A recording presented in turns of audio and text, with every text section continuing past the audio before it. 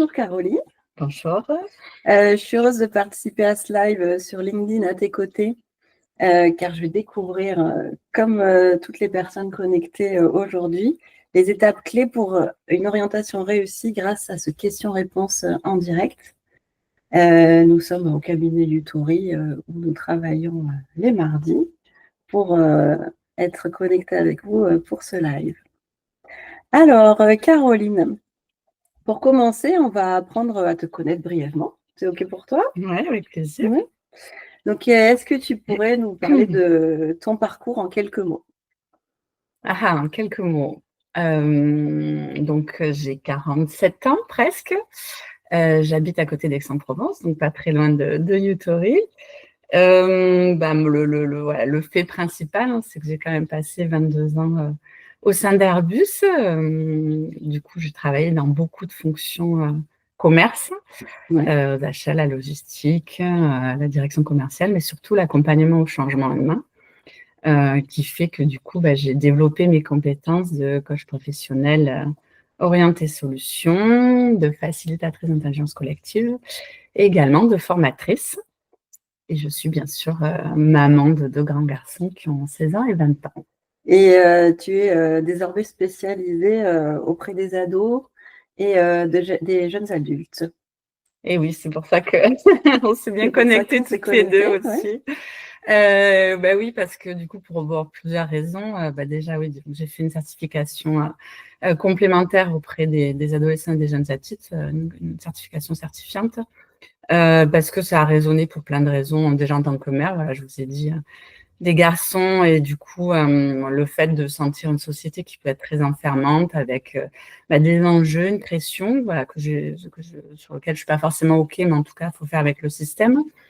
Moi, de mon souvenir aussi d'adolescence, j'avais trouvé que c'était assez difficile de se trouver, de se connaître, de trouver une première orientation, une certaine sensibilité aussi. Donc, du coup, il a fallu œuvrer avec ça et prendre conscience. Donc, tout ça, c'est un chemin.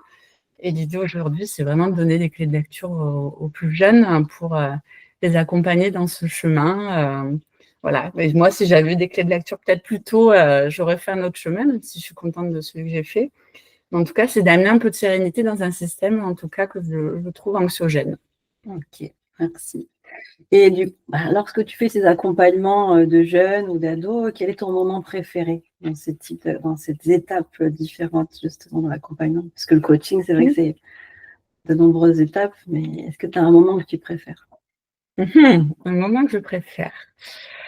Quand je sens que le jeune s'ouvre à moi, gagne en confiance, sans j'ai pas d'attente particulière, j'ai pas de biais ou voilà, c'est vraiment cette notion d'ouverture qui fait que du coup, à un moment donné, il se confie, se livre, il chemine. C'est quelque chose. Ouais, il y a ses yeux qui sont dans la confiance et du coup, il avance dans son chemin en sérénité. Donc là, c'est plutôt chouette. Donc, quand tu ressens ce moment-là, c'est quand même le moment que tu préfères dans ton accompagnement. Oui, c'est après même dans les coachings adultes, mais c'est du coup le moment où je sens clé, où cette confiance-là, elle permet d'enchaîner quelque chose. Elle existe, elle est en train de s'installer. Ouais, c'est beau ça. Donc aujourd'hui, on essaye de mieux comprendre les étapes importantes pour réussir une orientation réussie pour des jeunes. Et du coup, une question que j'avais, c'était quelle est cette première étape à laquelle il faut être attentif? Est-ce qu'il y en a une si je suis lycéenne ou est-ce que si je suis parent et que j'ai besoin d'être attentive à ça pour mon jeune, mon ado? Une étape. Alors, ça, c'est vrai que c'est une question que me posent pas mal de parents. Moi, dans ma vision, en tout cas, il n'y a pas une étape clé. C'est là, à chaque fois, du coup, la difficulté qu'il peut y avoir pour le parent, c'est pour ça que je propose des rendez-vous découvertes, c'est de savoir à quelle étape est le jeune, donc voilà, selon l'âge, selon la maturité et selon l'objectif aussi. Parce que du coup, par exemple, si je prends... là, en ce moment, je reçois beaucoup de jeunes de première qui veulent du coup préparer leur entrée en terminale et prendre de l'avance par rapport à Parcoursup, donc c'est plutôt chouette. Ouais. Donc du coup, là, l'étape, c'est de réfléchir ensemble, du coup, avant les vacances d'été, pour que du coup, se laisser un petit peu ce chemin de préparer ensemble, parce que l'accompagnement, ça dure 2 mois à peu près, pour qu'après, puissent le décanter durant les vacances, par exemple, pour qu'à la rentrée, ils puissent être à nouveau focalisés sur leur terminale et sur le début de Parcoursup qui arrive très vite après en décembre. Donc ça peut être, par exemple, un moment clé. Pour les troisièmes, ça peut être de réfléchir au moment du deuxième trimestre, par exemple, pour se dire quelle voie finalement peut correspondre le plus à mes besoins, à mon envie de travailler, à mes compétences, même si ça peut être tôt, mais pour autant, il y en a pour qui c'est vraiment une étape clé de savoir s'ils veulent plutôt aller dans une voie technologique ou pas, et parce que du coup, le choix du lycée est à ce moment-là aussi un point important. Oui, en fonction de ses capacités et de ses envies, ses ambitions, ses rêves. Tout à fait. Ok. Donc, je me demandais si tu serais d'accord pour qu'on réponde à quelques questions qu'on a reçues. Ok. Oui. On a reçu une question qui est si mon jeune n'est pas motivé, qu'est-ce que je peux faire? Ah, la fameuse question. Celle-là, je la reçois aussi régulièrement.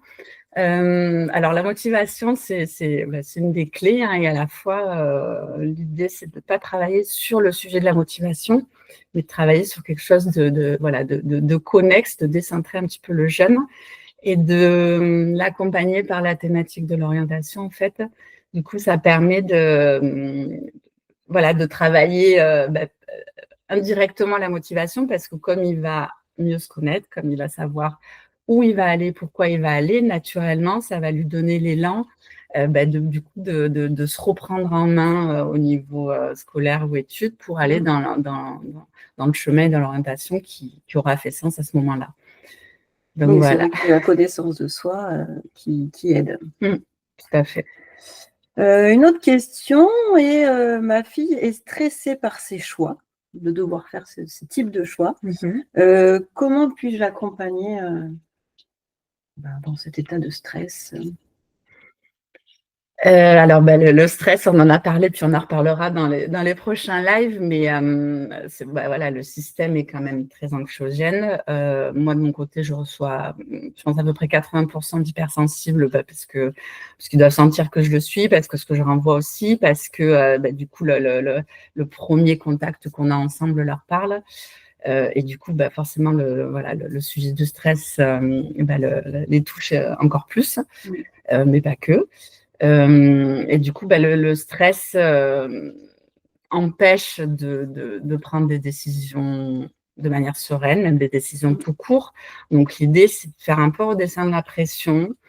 Et une des phrases clés que j'aime, que je leur répète plusieurs fois, c'est vraiment l'idée, c'est pas de choisir une orientation pour toute la vie. Loin de là, au contraire, les jeunes, ils vont faire plein de métiers différents, ils vont être à leur compte, salariés, enfin voilà, ils vont avoir une vie encore plus riche que ce qu'on a pu vivre nous, en tout cas. Et c'est super, et les accompagner là-dedans, mais du coup, les accompagner, avancer petit pas par petit pas pour vraiment déjà là, sur le prochain terme, donc si c'est un lycéen, se projeter sur le post-bac pour déjà trouver une orientation qui fait sens dans un premier métier, une première voie professionnalisante. Et ça lui donne un objectif un peu court terme, atteignable, qui du coup le met en mouvement vers quelque chose de concret, mais pas dans une perspective de je vais faire ça pendant 20 ans. Oui, rien qui va l'enfermer, en fait, qui peut du coup être peut-être la source de stress principale. C'est de se dire c'est définitif. Oui. Et à la fois l'idée d'ouvrir un peu le champ des possibles et toutes les voies, finalement, ça les rassure pour arriver à faire des choix vers quelque chose de plus concret et précis, parce qu'ils savent qu'ils ont vu les autres possibilités et ça leur correspond pas et c'est OK. Donc, du coup, on avance vers quelque chose qui est rassurant. Oui, qui est rassurant. Baisser ce stress. Une décision plus concrète. Oui, l'ouverture, ça participe beaucoup aussi à faire baisser le stress. Tout à fait.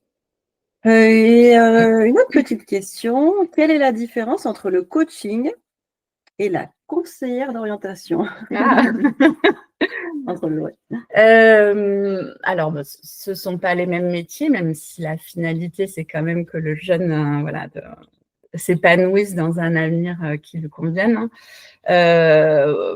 Pour ma part, c'est que ça reste quand même difficile d'être en relation avec des conseillers d'orientation parce qu'il y aurait vraiment des passerelles à faire. Mais pour autant, on n'a pas du tout les mêmes métiers ni les mêmes approches. Donc, la conseillère d'orientation, de ce que j'en sais, je comprends, donc du coup, va pouvoir l'accompagner de manière concrète sur des voies d'études, voilà. Alors que dans le coaching, du coup, c'est vraiment l'idée, en plus, j'ai une compétence orientée solution, donc c'est vraiment l'idée d'aller faire émerger les ressources et les solutions du jeune dans une voie qui lui convienne, parce qu'on a déroulé tout le reste avant. Oui. Donc, du coup, voilà, on est vraiment dans une approche d'ouverture et d'aller chercher les compétences qui ne se voient pas. Donc, voilà, de lui laisser le temps de cette prise de conscience et de ressources qu'il a en lui et de faire le lien avec ce qui existe autour de lui. Il y a quand même tout ce cheminement de connaissance, de compréhension de soi qui va venir participer au coaching où les conseillers d'orientation n'ont peut-être pas ni le temps, ni les outils. Tout à fait.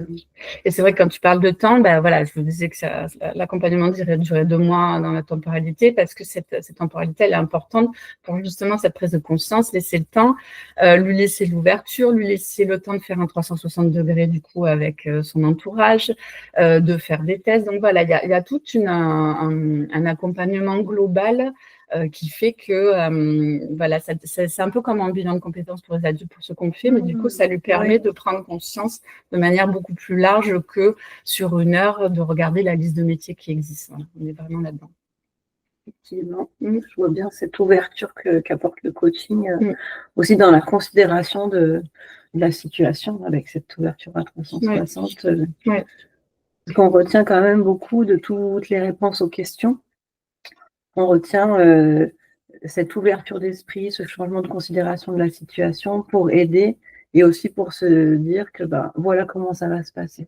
Avoir une représentation de ce qui va se passer grâce à ta connaissance du terrain et des outils et de ton expérience professionnelle dans l'accompagnement des jeunes. Oui, tu fais bien de parler de ça parce que c'est vrai que si j'en suis arrivée là aussi, c'est parce qu'au sein d'Airbus, j'ai pu aussi voir pas mal de jeunes, potentiellement ingénieurs ou autres, mais qui arrivaient dans le monde du travail, voir Airbus et du coup qui se demandaient ce qu'ils faisaient là finalement parce que ça ne correspondait pas forcément à leurs attentes. Et même aujourd'hui, dans le réseau professionnel dans lequel je gravite, donc de PME par exemple, avec un multi-métier, je vois vraiment ces décalages entre les attentes du monde professionnel, les attentes de cette génération Z qui, pour qui la qualité de vie professionnelle personnelle compte énormément, l'envie de connaître plein de métiers, l'envie d'aller vite.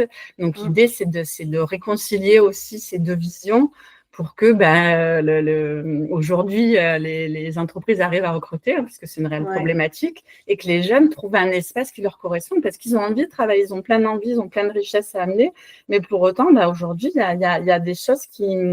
Voilà, il y a une connexion qui ne se fait pas bien. Et j'essaye, du coup, d'amener, avec aussi mon expérience, ma grille de lecture, cette ouverture-là auprès des jeunes et d'accompagner les entreprises pour faire qu'on crée un maillage pertinent pour cette génération Z et pas que, mais de faire que les deux parties se comprennent, s'écoutent.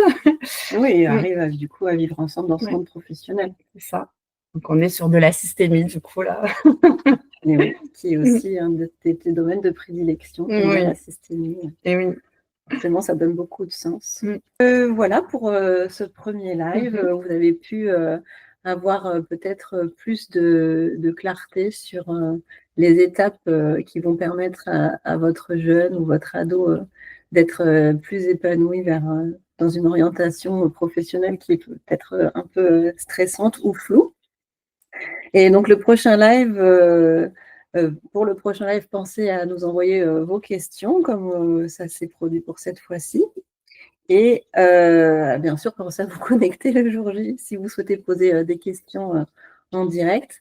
Le live sera du coup à l'inverse. C'est Caroline qui me posera les questions puisque je vais reprendre ma casquette de thérapeute cognitivo-comportementale et parler de l'importance de l'intelligence émotionnelle pour un avenir épanoui des jeunes. Et après, on en